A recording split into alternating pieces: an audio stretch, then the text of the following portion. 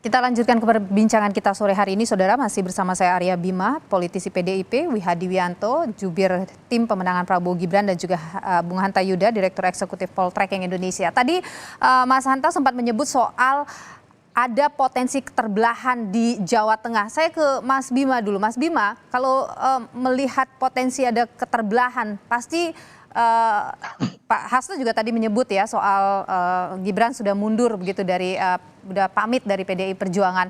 Nah, pasti saya yakin PDIP tentu sudah punya hitung-hitungan juga soal ini. Seperti apa, Mas Bima? Oh iya, yang menyatukan itu kan kenapa disebut idiom kandang banteng yang selalu siap merumput maupun bertarung, karena kan soal konsistensi ya. Idiom itu muncul karena penyebabnya soal konsistensi sampai muncul berbagai hal yang menyangkut konsistensi itu terwujud tidak ada pernyataan, saking sikap-sikap pembelaan. Dan saya melihat bahwa Pak Ganjar Pranowo di Jateng itu cukup mendapatkan legitimasi yang sangat kuat.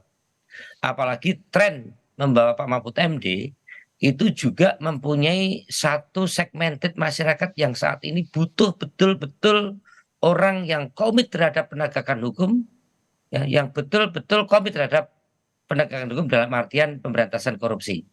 Maka karena calon kita ini juga mempunyai trust yang cukup kuat bagi masyarakat Jateng, ditambah tentunya tadi dikatakan oleh Mas Hanta, kemampuan distribusi kader kita yang cukup merata dan organisasi kita yang cukup merata, ya, distribusi kader dan kemampuan berorganisasi, serta kepemimpinan Ibu Mega yang terlihat muncul dengan kekuatan wibawanya Mbak Puan, saya sangat yakin ya, tentu rakyat akan melihat juga tingkah laku, pola tingkah dan apa yang akan dikreasikan oleh lawan, termasuk Mas Wali dan Pak Prabowo.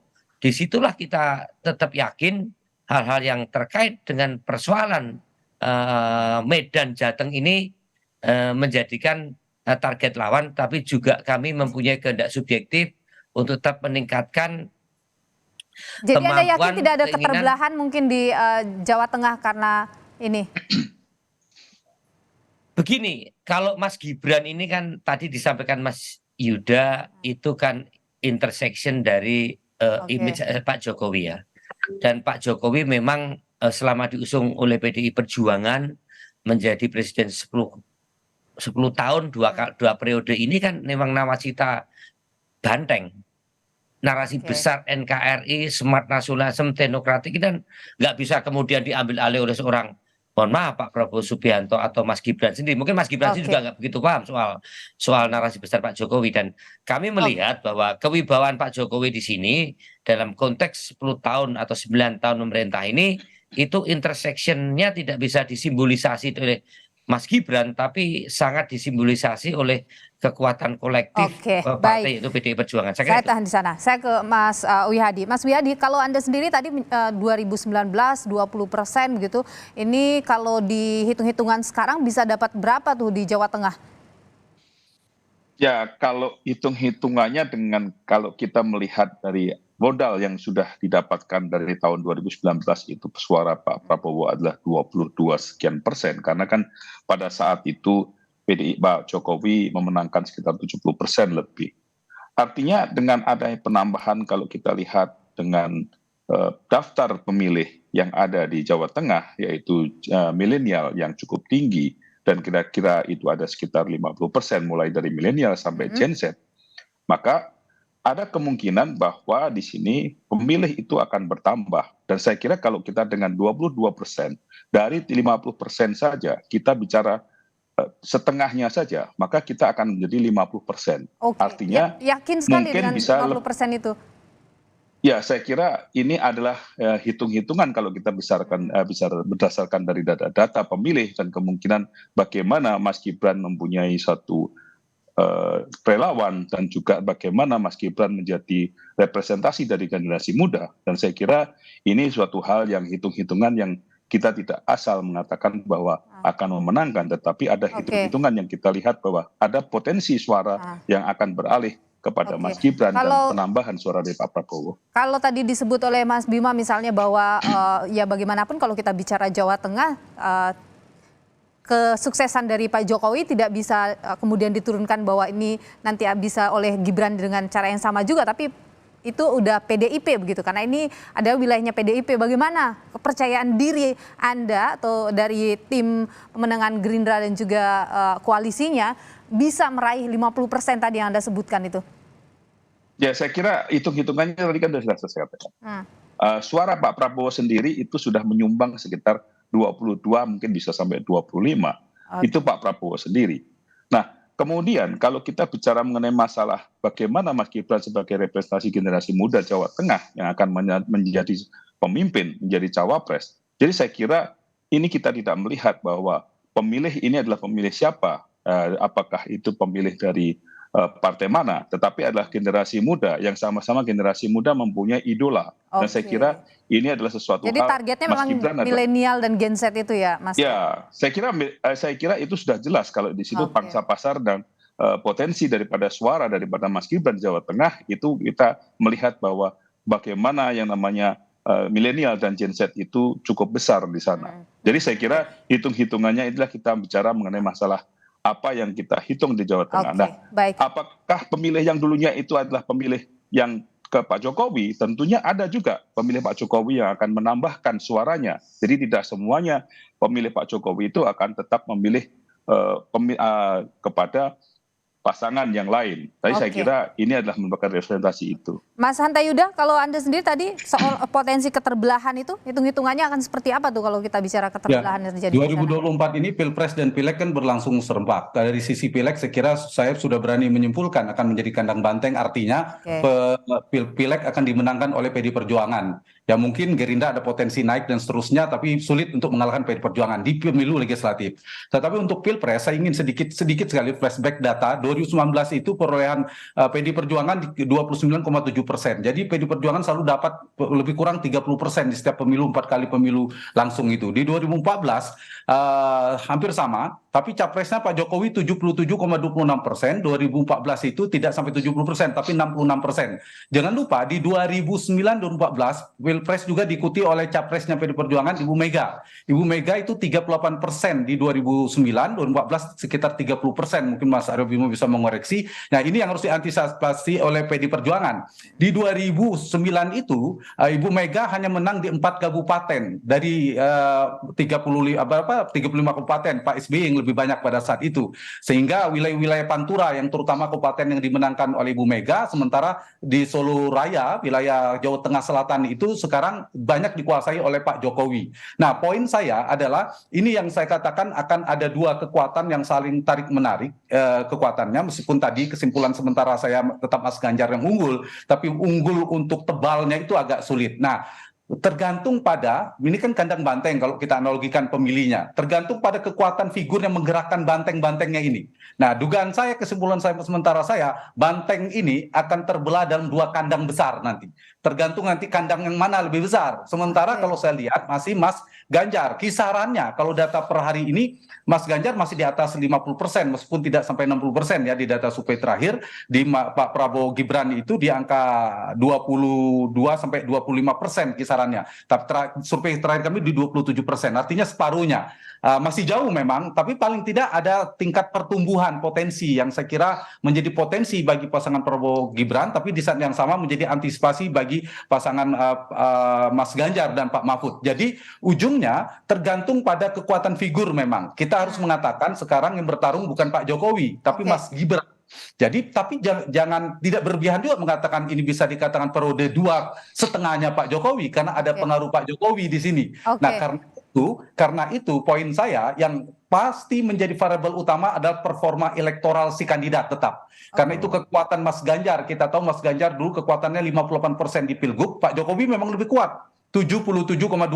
Tapi Pak Jokowi kan tidak berhadapan dengan Pak Ganjar langsung sekarang. Pak Ganjar tetap punya potensi. Jadi poin saya pertama yang sangat berpengaruh adalah kekuatan atau performa elektoral kandidat, itu nomor satu. Yang kedua adalah mesin-mesin pengepul suara. Siapa mesin-mesin pengepul suara ini? Bisa partai politik dan kingmaker. Ada dua kingmaker yang kuat di Indonesia hari ini dan terkuat juga di Jawa Tengah. Namanya Joko Widodo dan Megawati Soekarno Putri. Ibu Mega itu akarnya sangat kuat mendalam di jangkar struktur kekuasaan PDI Perjuangan.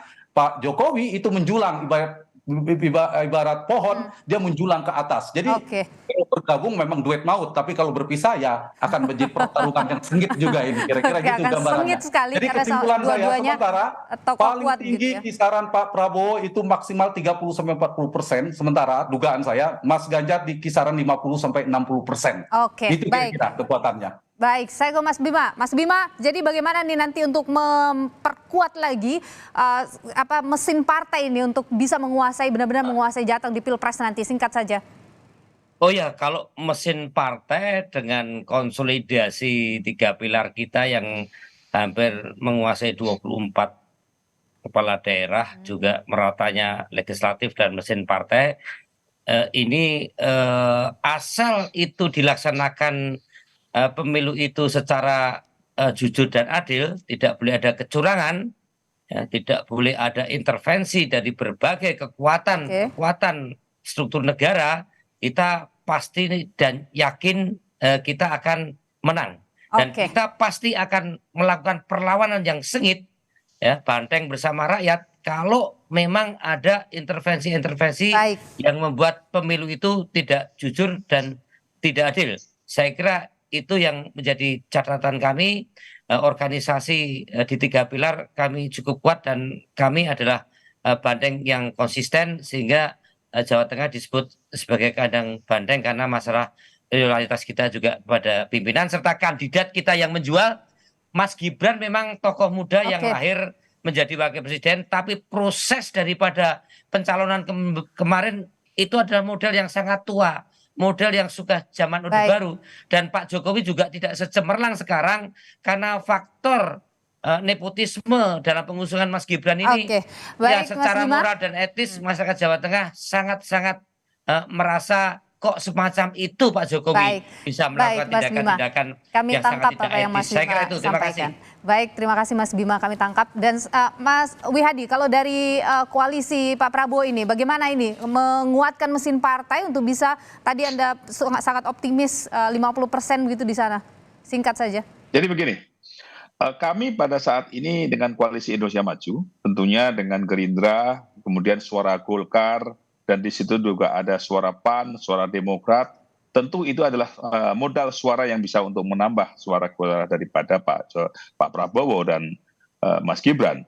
Dan tentunya dalam hal ini apa hitung-hitungan kita dan bagaimana yang namanya struktur kita sudah bekerja, dan itu bukan hanya struktur Gerindra, struktur daripada Golkar sendiri dengan kepala daerah yang ada di Jawa Tengah, saya kira mereka sudah pasti akan all out untuk menangkan pasangan Pak Prabowo dan Mas Gibran.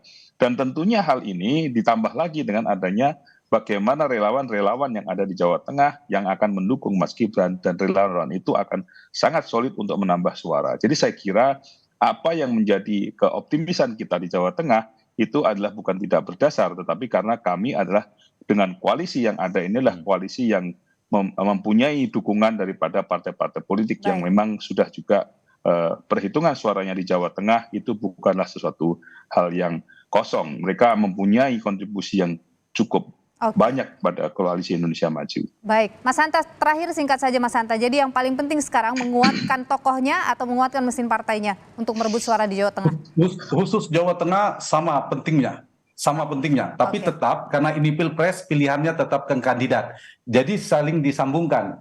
Banteng, istilah kandang banteng, istilah saya tergantung pada pengaruh si penggerak yang menarik ke kandangnya masing-masing. Misalnya gini, data survei terakhir Mas Ganjar di kisaran 55%. Separuhnya Pak Prabowo Gibran itu di 27%. Artinya kan tidak begitu jauh. Tapi jangan lupa ada pengepul atau kingmaker, kekuatan partainya PDI Perjuangan itu sekarang sulit untuk mengalahkannya, 30% lah paling buruk perolehannya. Tapi jangan lupa, approval rating tingkat kepuasan Pak Jokowi di Jawa Tengah itu, Mas Aryo Bimo paham betul, tertinggi di seluruh Indonesia. Pak Wihadiat sekitar 90%. Kalau Jawa Timur kan 80%. Nah, jadi sama kuatnya. Mana penting saya tetap ini pengaruh terkuatnya pengaruh personalitas kandidat itu nomor satu. Yang kedua bekerjanya secara efektif mesin-mesin politik pengepul suara. Dia saling berkolaborasi, tapi tetap dalam koridor demokrasi tentunya. Baik, karena tadi Mas Arya Bima sempat menyebut soal ada intervensi-intervensi. Mas Wihadi yakin ya tidak ada intervensi-intervensi nanti di sana? Saya kira hitung-hitungan kita kan hitung-hitungan yang berdasarkan angka dan bagaimana ke depannya bahwa kita mempunyai program-program yang sebenarnya tidak ada intervensi ya Mas ya? Saya kira tidak ada intervensi itu. Terima kasih Mas Wihadi Wianto, juru bicara tim pemenangan Prabowo Gibran, Mas Arya Bima, politisi PDIP, dan 10% luar biasa itu Pak Hanta Yuda, Direktur Eksekutif Poltreking Indonesia. Bapak-bapak, terima kasih sudah berbagi pandangan di Kompas Petang. Sehat selalu. Sehat selalu. Terima kasih. Terima kasih. Mas Wihadi, Mas Hanta.